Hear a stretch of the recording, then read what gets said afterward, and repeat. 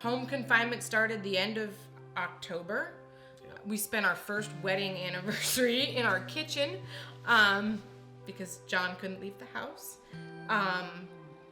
It was fun though. We ate our wedding cake, and we had a good time. We made the best of it. I was allowed to go to one church service. We was allowed one church service a year. By this time, we had actually started attending. We were in on Sunday Wednesdays school. and going to Sunday school, and now I was only allowed to go to one. I had to pick one service. John was told he had to start doing his 180 hours of community service. That's right. And so he went to pastor, and pastor said, "Oh, I've got lots of things you could do." So he went to his parole officer, and by the grace of God, his parole officer said yes, he could complete all of his community service at Battlefield. I was still very heavily addicted to alcohol, not publicly. It was something I did in the quiet of our home. My pill addiction was going to reach a pinnacle at some point. At some point, the Lord had really started to move my heart that I needed to start serving. Now, again, when you're hiding an addiction, you don't want to be serving in church. But I just felt like something needed to change. And so we started to talk about it. And John had been doing this upward thing. And he said, pastor said this thing about this mega sports camp, and they need some help with it. And I said, that's kids. I don't like kids. And I told John that if I was going to serve in the church, it was not going to be in the area of children's ministry. I literally made her. I went kicking and screaming the first day. Not kicking the ball, just kicking. Oh, I was mad. I was really mad. I did not want to be there. I had better things to do with my time. And over a matter of a few weeks, those kids really worked on my heart. John's still on home confinement at this point, so he was allowed to do the mega sports stuff because it was part of his community service, but he was not allowed to attend Wednesday night services. And I remember there was a specific Wednesday night service where Brian Wise came and spoke, and he started to talk about hiding our talents and not using what the Lord has blessed us with to serve him and to serve others. And it just really hit me, and it hit me hard. I think John saw it slowly happening. I know pastor saw it slowly happening. Then I remember during missions of that year, I don't know why, but on October 3rd of 2017, I woke up that morning and I was actually going to help the ladies decorate fellowship hall for the ladies brunch that day. I decided I was gonna quit smoking because I was a 2-pack a day smoker at that point, and I was done drinking. I don't know why. I don't know what happened. I just woke up that morning and it happened. And we went through missions, and that Sunday we helped Jared. The kids had put on a kids praise performance. And we had helped them during the Wednesday night mission service, and then we helped them that Sunday. And I kind of knew that this was it. Like, this was the end of us helping at this point with these kids. And it was October 7th, and I remember we had missionaries. The Rosga family was there from Mexico, and he was speaking, and the Lord just, oh my goodness, he broke me. And I just laid it all at his feet that day. I hadn't had a drink in 4 days at that point, which was a big deal for me at that point. I was usually pretty good at going a day or two, but 4 days was a big deal at this point. And he really broke my heart, and I was like, I need to be with these kids, and I don't know why. And I remember John and I were sitting in the first row, and I was sobbing hysterically, and poor John was so confused. And pastor caught sight of me from the total opposite side of the church and came over and just prayed with me. And he said, the Lord's really breaking your heart right now, isn't he? And I said, yeah. And so I can successfully say this October 3rd marked 2 years since I've been sober. Never touched another drink or another pill again. It's not easy every day, as any addict will tell you. But on October 7th, I surrendered my entire life to the Lord and ministry. This is kind of my way of speaking out to other addicts and knowing that there is hope out there, but it's only found in him. And I think for me, the awakening during that part was that I didn't realize for so long that the Lord will take you as you are.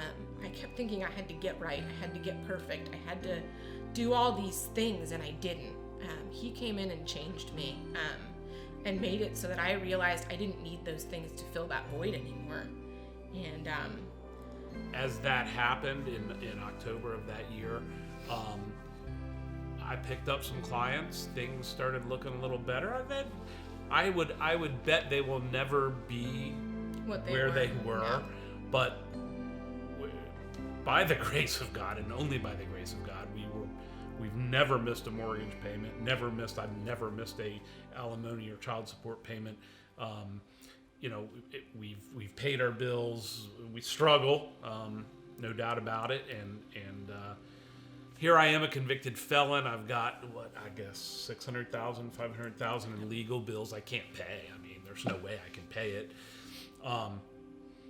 So they a group put together. I still have it upstairs. I keep it as a good reminder. A group of people put together a fundraiser on a rooftop in Washington D.C., one of those fancy D.C. fundraisers, to raise money for me, for my legal defense fund. And people, I mean, literally people from all over the country. There we go. Gave money to help pay down my legal bills. And for a woman that I've known for years, she's probably in her 80s or 90s now, sent a $10,000 check to help pay for my legal bills. Some of the groups I'd worked for in the past that, frankly, I thought I might have ended on bad terms with, help fundraise and raise money for it. Two people that I will never, ever, no matter what they do politically, never, ever lose a place in my heart for them, showed up. Two elected Senator Rand Paul and Congressman Thomas Massey from Kentucky showed up at a public fundraiser for me, with full well knowing that there could be media there. There could be, these candidates are helping raise money for a felon. They didn't care. In the fall of 2018, we went on, mine and my family does a yearly trip to Cape May, New Jersey. Yeah. We went, and I know my niece wasn't feeling real well, and John kind of slowly started to get sick. This was in September of 2018. And he started to get sicker and sicker. And we came back from that, and I said, I really think you need to go see the doctor. Finally got him to go to the urgent care, and she said, you got pneumonia. I'm sending you home with this and this. Tell your wife, you're going to need to go to the hospital if it doesn't get better. And we waited a few days, and I was like, this is not getting any better. And I remember it was a Sunday. John didn't go to church with me, which at this point was very unusual. We were very regular attenders. Not only was I on staff, John was an usher. I mean, we looked forward to church every Sunday, and he didn't go. And I came home, and I remember just looking at him and saying, that's it, get in the car. And I took him to the hospital, and he ended up in the hospital for 2 or 3 days with maybe pneumonia, maybe bronchitis. Nobody's really sure. Never did quite figure out what he had. And I remember he got out of the hospital, and the signs of pneumonia or bronchitis or whatever it was, they started to go away. The cough, all that. But he just never seemed the same. And he had these headaches that wouldn't go away. And so began kind of a year-long battle that we're still in now, of me watching my husband deteriorate before my eyes. And in my opinion, this battle is harder than any of the battles we have been in. No one knows what's wrong with him. A very active man now walks with a cane, as something eats away at his muscles. It's eating away at his memory. And no one can figure out what's going on. This battle for me as a wife, to watch your spouse in this kind of pain is something I don't wish on anyone. I have had to muster a new strength through the Lord that I didn't think was possible. I'm not a widow, but sometimes I feel like one. And I know it's hurting him deeply. But through it all, the Lord has just given me strength and calm and let me know that this is just another part of the Tate story. And it's not easy. I make a concerted effort every morning when my feet hit that floor to look up to God. It doesn't come easy all the time. And I know for John it's difficult because I know as a guy you struggle with the pride issues and the issues of manliness. Yeah, absolutely. I think the pain is something that I try to deal with every day.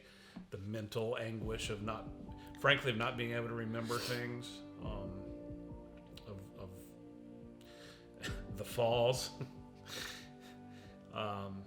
Those are bad enough, but the pride issue is, and I can't remember who said it to me at church just a couple weeks ago. I said, I should probably have a walker, but the cane's okay. And he just let me say, it's pride, brother, it's pride. You gotta let go of that pride. Actually, I think it was Joe Beavers. He said, it's just pride. You gotta let go of the pride. But the problem now is, at first it was, I have this, one of my new jobs. I can literally write as much as I want. I could literally spend 15 hours a day writing, and I get paid per every article I write. I could write 20 to 30 articles a day, but I can't. I just can't do it. I start to write for an hour and my fingers freeze up and I've got to soak them in water, or I start to write and in the middle of it I just don't even know what I'm doing. And I think through this, again, there's been now a new group of people, not just at Battlefield, but elsewhere, that have come forward. There are people at Battlefield that I've known for, a couple years. In fact, known their kids very well. And only through this have we become close to them. And in politics, there's a term for the people you want on your campaign staff, and they're called the 3 a.m.ers. They're the people that you can call them 3 a.m. on a Monday morning, and they'll be there in 10 minutes, and they'll do whatever you want to do with no questions asked. And man, I've known a lot of those.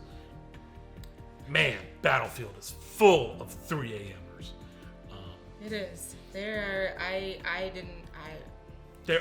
There's not. We haven't done it yet, I don't think, but no. I'm pretty sure there's a group of people at our church that I could pick up the phone, call them at 3 a.m. and say, "I need you, brother," and they'd be there. I have no doubt. I just know it, and man, there's something just comforting and joyous about knowing that there are those friends and family out there. Again, just the community that we've built out of this, and just knowing that, you said it the other day, and I don't remember where it came from, but we were just sitting here talking. You said that there was that statement about, how through all of this can you have faith? And our answer to that is, how can you not? Our faith is what we have right now. We could lose everything, and we really could. But our faith is what holds us together individually and together as a couple. That doesn't mean, I don't want to sugarcoat it. I have bad days. I have really bad days. But we always step back and look up. It's not easy every day. But it's just over and over and over again. Our faith walk is just grown exponentially, and it continues to every single day. Our marriage is, I'm just going to brag, it's probably one of the strongest marriages you're ever going to find. Most marriages will not go through what we've gone through. I agree with what Beth said. I don't think there's a stronger marriage. We're not judging other marriages. We've been through a lot, and it's kind of been not good, but in some ways very good. And we're getting through it. Our convictions are strong. Our marriage is strong. We have our moments, but I don't want everyone to think that our whole life has been this horrible, sad No, story. no, There's been great man, pockets of happiness, and there still are to this day. Well, I think that he provides every single time. Yeah, he's providing. Guess what? That maybe we can't go out to lunch tomorrow, but oh well, we don't need to. I certainly don't need to. But he's providing, and he's providing what he knows we need, not what necessarily we want.